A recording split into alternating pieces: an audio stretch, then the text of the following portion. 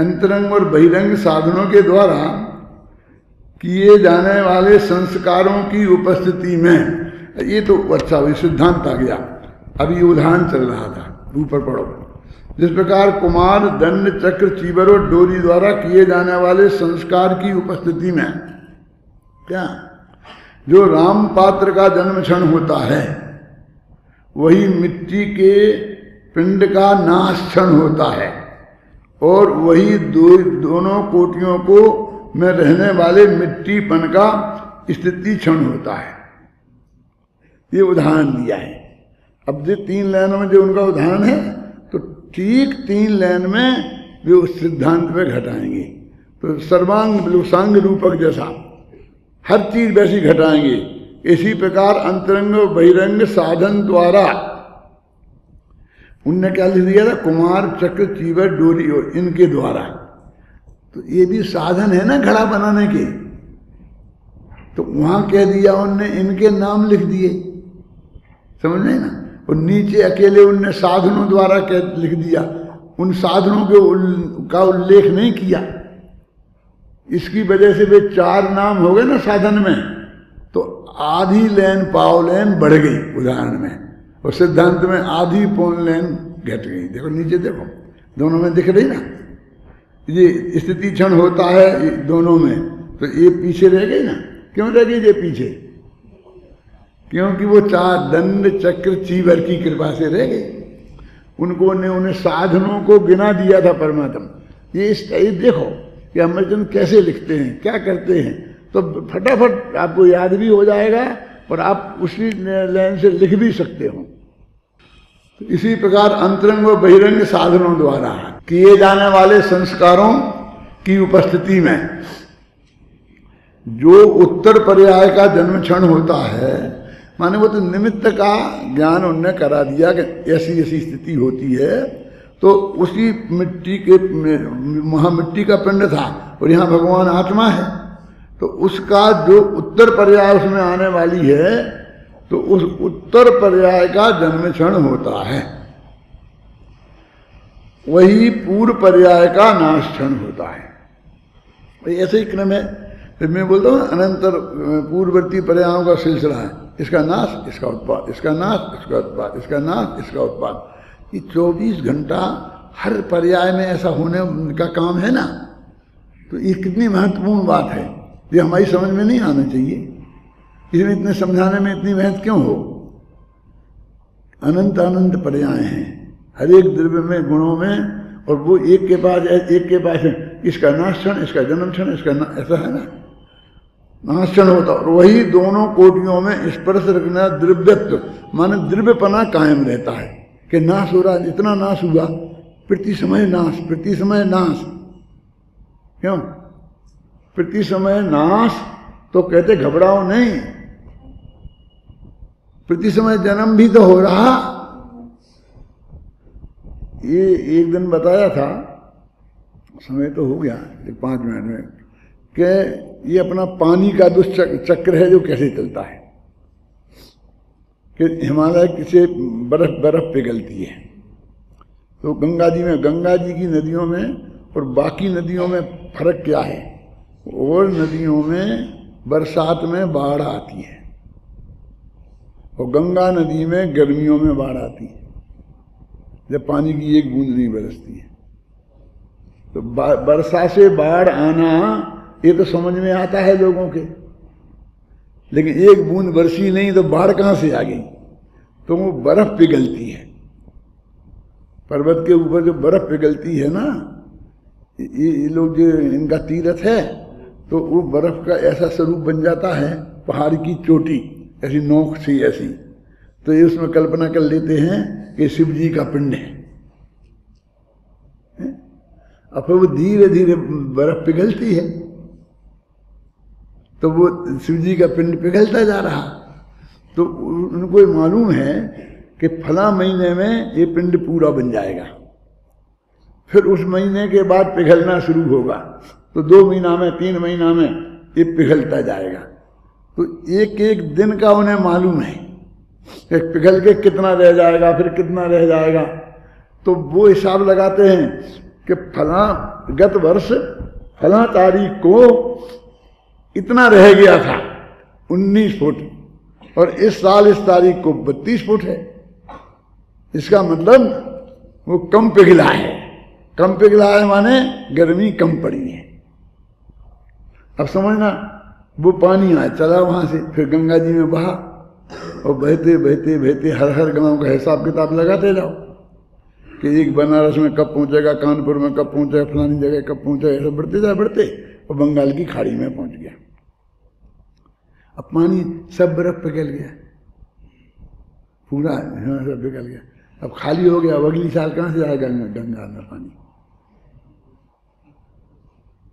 समस्या है ना। अब पानी कहां से लाएंगे? अरे वही तो है जो आप अपने यहाँ पर वो लगा लेते हो फब्बारा, वही पानी घूमता रहता है। वही पानी फिर भयंकर गर्मी दरिया में पड़ती है, समुद्र में, तो उसकी भाप बन के वो पानी उड़ता है, हल्का होता जाता है, ऊपर चला जाता है, ऊपर चला जाता है। तो उसकी हवा से आकर के वो दक्षिण से उत्तर की तरफ जाता है, समझे ना, दक्षिण से उत्तर। क्यों? दक्षिण में हर जगह बहुत गर्मी है और उत्तर में सर्दी है। ज्यों ज्यों उत्तर में बढ़ते जाओ, सारे विश्व में, चाहे अमेरिका में चाहे हिंदुस्तान में कहीं जाना, उत्तर की तरफ सर्दी होगी, दक्षिण की तरफ गर्मी। दक्षिण की तरफ दरिया होगा, उत्तर की तरफ पहाड़ होंगे हिमालय जैसे। तो वो पानी उसी दिशा में वो हवा बहती है, तो वो बहते हुए पुरवैया चली। ये पुरवैया क्या होती है? पूरब दिशा से जो आती है हवा, उसे पुरवैया बोलते हैं। पश्चिम से आती है तो वो पश्चिमी कहलाती है। तो समुद्र दोनों तरफ है, पूरब में भी है और पश्चिम में भी है, दक्षिण में भी है। तो जब पुरवैया चलेगी तो पूरब से जो बादल उठे हैं, समझ में आ रहा है आपके, वे उस हवा के सहारे जहां को वो हवा जा रही होगी उधर जाएंगे, तो वो सब हिमालय में पहुंचेंगे। फिर वहां जाके इतनी ठंडी है कि वो पानी वहां जाके जम जाएगा, और जब ठंडी पड़ेगी तो पूरा जम जाएगा, पहाड़ का पहाड़, और फिर पिल गएगा। बस चलता रहता है, जैसा चक्कर चलता है, रहट जैसा चलता रहता है। वो हमारी चक्कर हमारी समझ में आ जाना चाहिए, है? तो वो दंड चक्र चीवर चवर, इतनी मिट्टी कहाँ से आएगी, इतना कहाँ? अरे वो घड़ा मिटेगा तो मिट्टी तो बनेगा, कहाँ जाएगा? क्यों घबरा रहे हो? मैंने मूल जो चीज है, मूल चीज समझ गए ना, कच्चा मटेरियल, वो तो रिपीट हो रहा है ना, वो जा कहाँ रहा है कहीं, वो ये रिपीट हो रहा है। कैसी विचित्र बात है कि वो सारे हिंदुस्तान को सींच देता है। वो जो व्यवस्था है, और उसमें फिर अपन ने और अपनी चतुराई से लगा लगा करके उस पानी को जो गंगा में से सीधा बहता जाता क्या, तो फिर अपन ने गांव गांव में नहरें बनाकर, खींचकर बांध बनाकर, और अपने गांव गांव में खेत में ले गए। एक नहर हरिद्वार से निकलती है, और वो निकलते निकलते हस्तिनापुर वगैरह होती हुई जाकर सीधी कानपुर में उसी गंगा में मिल जाती है। आप क्या समझे? माने जहां से निकली उसी में मिल गई, तो इतनी निकाली क्यों जो उसी गंगा में डालनी थी? तो कि जितना पानी हमें बीच में लेना है काम में, सिंचाई में, उतना पानी हम ले लेंगे, और फिर बचा रहेगा तो क्या करेंगे उसका? तो फिर उसी में डाल देंगे तो वो आगे बढ़ जाएगी, आगे बढ़ जाएगी तो आगे गांव वाले उसे लेंगे, वो देखेंगे उसका जो कुछ करेंगे। तो एक प्रकृति की व्यवस्था हमारी समझ में आना चाहिए ना। ये सब कोई क्लास में, कोर्स में नहीं है, कोई चीजें कहीं भी नहीं पढ़ाई जाती हैं।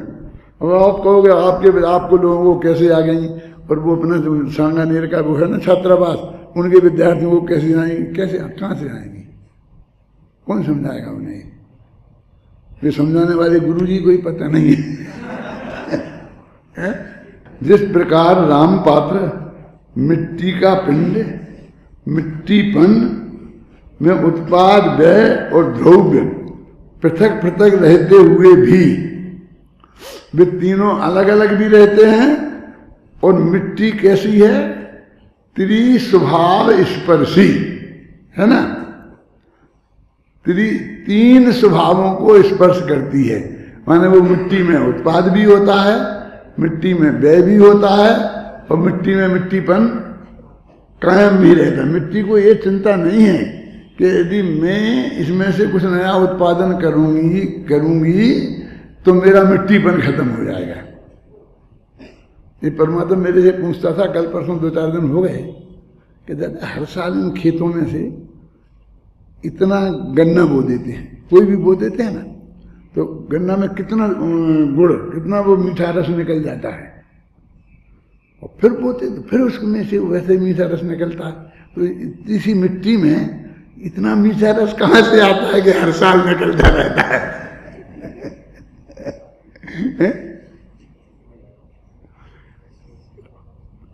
कि उसमें से जो मिट्टी में से निकल जाना चाहिए ना, उस पेड़ों में आता है ना। हर मिट्टी में तो पैदा होता नहीं है, कुछ मिट्टी ऊसर होती, हर जगह धान अलग जगह पैदा होती, फलाना अलग जगह पैदा होती। तो मैंने कहा भाई ऐसा खत्म नहीं होता है, ऐसा खत्म होने लग जाते तो कभी के भूखों मर जाते अपने बाप दादे ही। अपन को भूखों मरने की नौबत नहीं आती, वो तो उसके मिट्टी में ऐसा स्वभाव ही है क्या कि इतने दिन में जाएगी तो फिर उसमें वो शक्ति पैदा हो जाती है। फिर शक्ति ऐसी प्रकृति का ऐसा निरंतर ये चलता रहता है, समझे ना। त्रिस्वभाव स्पर्शी मिट्टी में वे सभी एक साथ एक समय में ही देखे जाते हैं। उसी प्रकार उत्तर पर्याय, पूर्व पर्याय और द्रव्यत्व, तीन चीजें हो गई ना। उत्तर पर्याय का उत्पाद, पूर्व पर्याय का व्यय और द्रव्यत्व की स्थिति, द्रव्यत्व का द्रव्य पृथक पृथक होने पर भी, माने बिल्कुल अलग अलग हैं, फिर भी त्रिस्वभाव स्पर्शी द्रव्य में, तीन स्वभाव को स्पर्श करने वाली जो मिट्टी थी, ये तीन स्वभाव का स्पर्श करने वाला ये द्रव्य है। मैं वे तीनों एक साथ एक समय में ही देखे जाते हैं। ये गाथा के पहले ही उनने कहा था कि हमें ये सिद्ध करना है कि ये तीनों एक ही वस्तु में एक साथ देखे जाते हैं।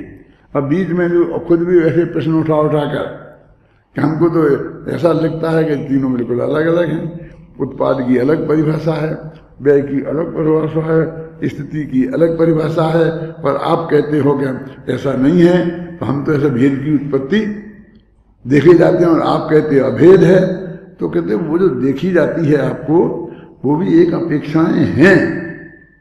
जब उसका प्रसंग चलता है, जब उसकी बात करते हैं, यहाँ पर ये समझा रहे कि तीनों एक हैं, क्योंकि तुमको भिन्न भिन्न देखे देखते ऐसा हो गया कि वो बिल्कुल ही, देखो उजेले का आना और अंधेरे का जाना अब एक बिल्कुल एक बात है। अब आप कहते कैसी बात है? उजेले और अंधेरा एक है, उसमें कितना अंतर है? लेकिन बराबर हम देखते रहते हैं, वो अपेक्षा भी है, एक है और अलग भी है, अंधकार अंधकार है। और वो बोलो ऐसा आता ना, देखो जिस प्रकार राम पात्र मिट्टी का पिंड और मिट्टीपन में, तीन चीजें हैं ना, राम पात्र माने उत्तर पर्याय, और मिट्टी का पिंड माने पूर्व पर्याय, और मिट्टीपन माने ध्रुव, आ गया तीनों में रहने वाले उत्पाद वे और ध्रुव मिट्टी ही है, अन्य वस्तु नहीं। हम ये भी कह सकते कि मिट्टी है, बस खत्म। ये अपने वैरागी के प्रकरणों में कहते हैं ना, मिट्टी मिट्टी में मिल जाएगी। अब ये मिट्टी जो देह बनी है जिससे, ये मिट्टी और जिस मिट्टी में मिलेगी वो मिट्टी में कितना फर्क है। यानी एक की हम कितनी संभाल करते हैं, एक की तरफ देखते ही नहीं है। लेकिन कभी कभी हमारी दृष्टि ध्रुव पर जाती है ना, ध्रुव पर, कि मिट्टी मिट्टी में कोई फर्क नहीं है, वो भी मिट्टी है, ये भी मिट्टी है, मिट्टी मिट्टी में मिल जाएगी, ऐसे बोलते रहते हैं। उसी प्रकार उत्तर पर्याय और पूर्व पर्याय और द्रव्यत्व में रहने वाले उत्पाद व्यय और द्रव्यत्व द्रव्य ही हैं, अन्य पदार्थ नहीं। आचार्य जयसेन तात्पर्य वृत्ति टीका में इस गाथा के भाव को स्पष्ट करते हुए उत्पाद व्यय ध्रुवत्व का एक काल है, यह समझाने के लिए आत्मानुभूति पर्याय का उत्पाद, बस उन्होंने उसे आध्यात्मिक बना दिया। मिट्टी कुमार घड़े इनके चक्कर में से निकाल के अध्यात्म बना दिया। और मिथ्यात्व परिणति के नाश और दोनों के आधारभूत आत्मद्रव्यत्व की अवस्थिति का उदाहरण देते हैं। साथ में फिर एक टेढ़ी अंगुली, ऋजु गति और क्षीण कसाय के अंतिम समय में केवल ज्ञान की उत्पत्ति के उदाहरणों से भी इस विषय को समझाते हैं। अब ये वहां तो समझाए हैं, अपन ने तो इतनी छुट्टी कर दी। ये टेढ़ी उंगली से कैसे निकलेगा? ये साहब क्या बात करते हो? टेढ़ी उंगली के बिना तो घी निकलता ही नहीं है।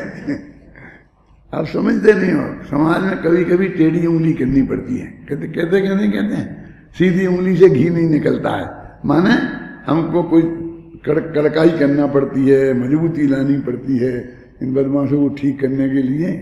क्यों?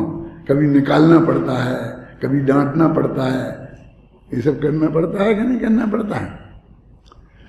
तो टेढ़ी अंगुली का मतलब वो है कि अब ये अंगुली टेढ़ी है ना, तो अब इसमें तुम्हारा उत्पाद व्यय ध्रुव कहाँ है?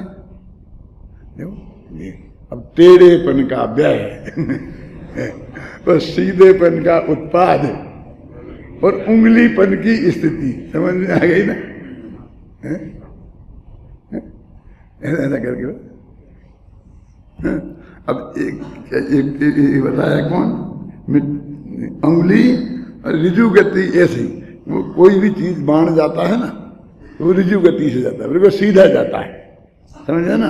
तो ऐसे ही उसमें सीधेपन का उत्पाद, ऋजु गति का उत्पाद, टेढ़ी गति का मतलब व्यय, ऐसा उसमें भी घटेगा। और ऐसे क्षीण कैसा आएगा? क्षीण कैसा है कि अंतिम समय का व्यय और केवल ज्ञान का उत्पाद और आत्मा की दोनों जगह स्थिति, ऐसा वहाँ घटाया होगा। यदि आपको और अच्छी तरह देखना है तो उस टीका को देख लेना चाहिए। ऐसे को जब इसमें उद्धृत किया तो इतना पर्याप्त लगा कि इतना कह देंगे तो समय सार के प्रवचन सार के पाठी को ये बात समझ में आ जानी चाहिए। हाँ, कहाँ निपट गया? हाँ, देखो यहाँ प्रत्येक पर्याय के जन्म क्षण की बात कही है। तात्पर्य यह है कि प्रत्येक पर्याय की उत्पत्ति का क्षण सुनिश्चित है। अब प्रत्येक पर्याय माने किसकी? तो कि द्रव्य की, कि गुण की। तो कौन से गुण की? कि प्रत्येक की। कि द्रव्य की तो कौन से की? प्रत्येक की। अब मैं पूछता हूं कहां बाकी रह गया? और उसका वो नक्की है लिखा ना इसमें, उत्पत्ति का क्षण सुनिश्चित है। वही जन्म का क्षण सुनिश्चित है, ये नक्की हो गया ना, जिसको जन्म क्षण कहते हैं।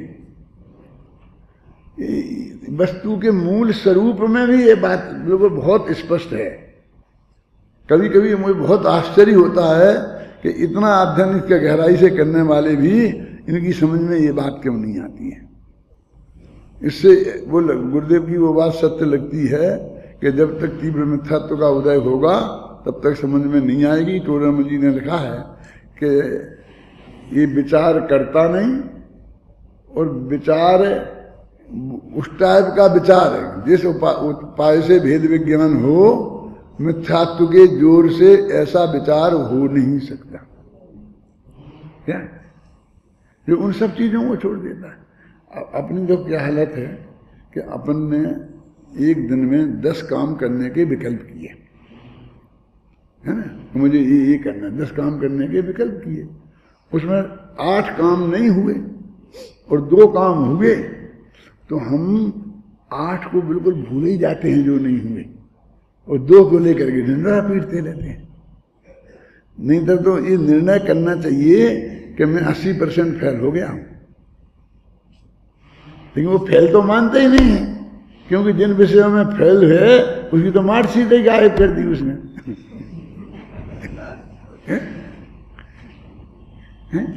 तो वो 2 में जो पास हो गया है वो भी वो उसके कारण पास नहीं हुआ, उसमें पास उसे होना था वो अनादि से पहले ही नक्की था। माने वास्तव में तो वो 10 में ही 0 है, ऐसा उसके समझ में आ जाए तो काम हो जाए। लेकिन अपना निरंतर वही प्रक्रिया चलती रहती है? जो बाद में सफलता मिल गई बस वो झंडा लेके खड़े हो जाते हैं, ये किया। अब हम आजकल तो बहुत धूमधाम मैं उसमें करता था परमात्मा। सुनो, ये गेंदालाल जी सिंगई का नाम सुना तुमने? हाँ, अंधेरी में थे, वो आजकल सिवनी में है, शायद स्वर्गवास हो गया होगा। मेरे से 10-20 वर्ष बड़े थे, कवि थे वो। तो वे कवि थे, तो मैंने लिखा था, शायद कोई ये लिखा था पश्चाताप वगैरह जो भी लिखा होगा, तो वो कवि थे बहुत अच्छे। तो मैंने उन्हें दिखाया वो भाई साहब को कि देखो मैंने ये लिखा है।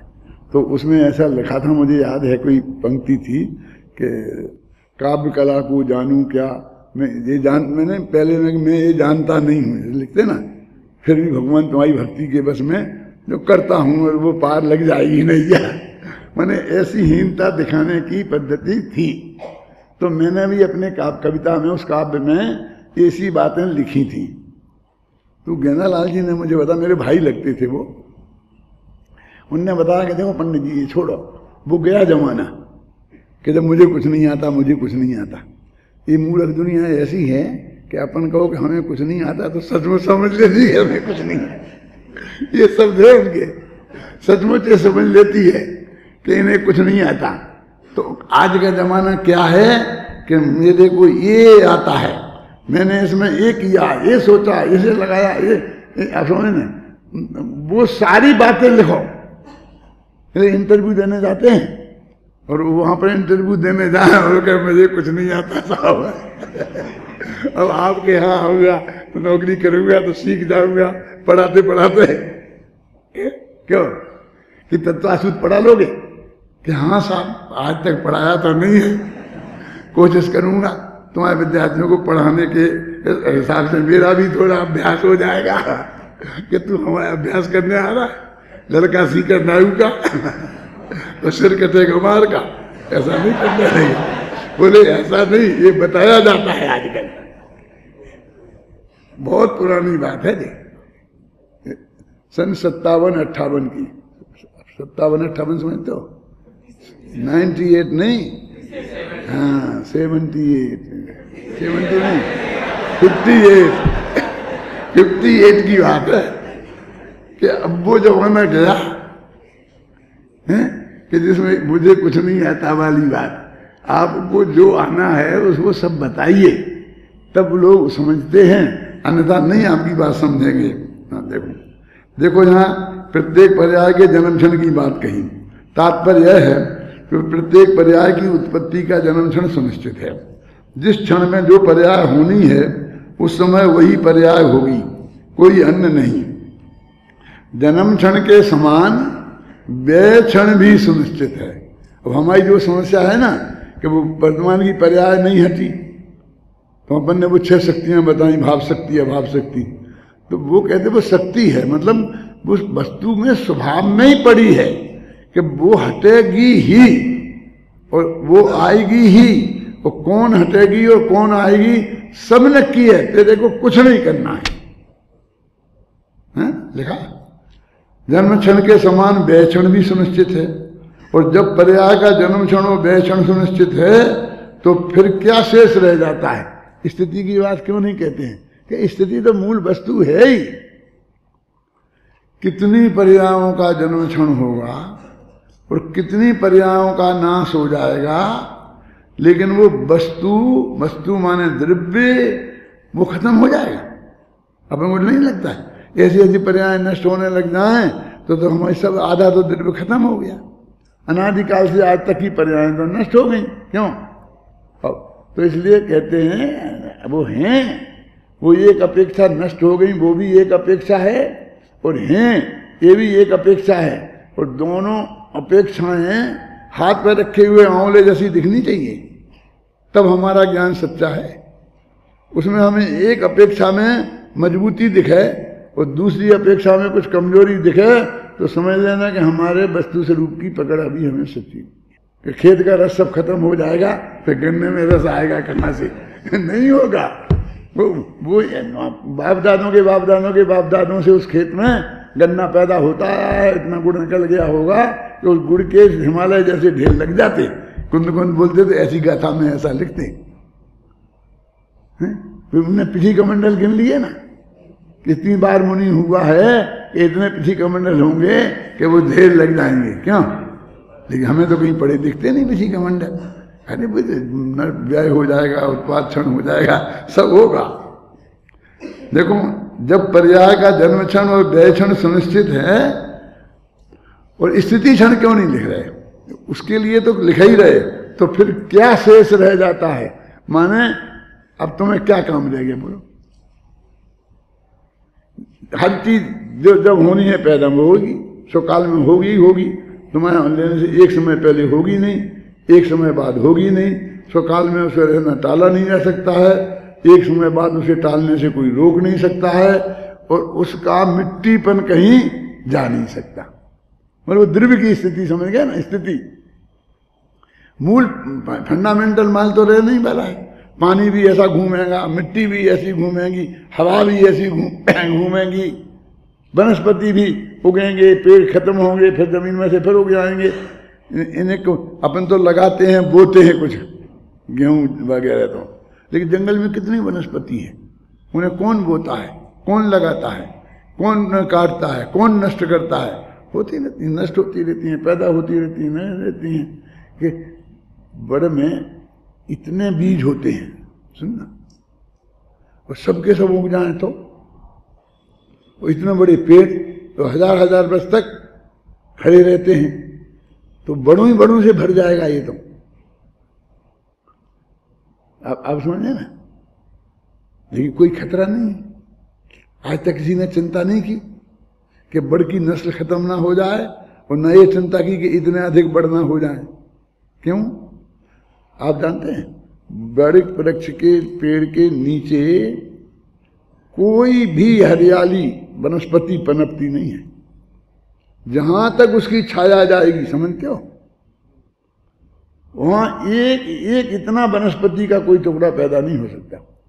ये जो है ना दूब, इतनी दूब, इतनी ज्यादा नहीं, इतनी भी बाजार से लाके लगा दो सूख जाएगी।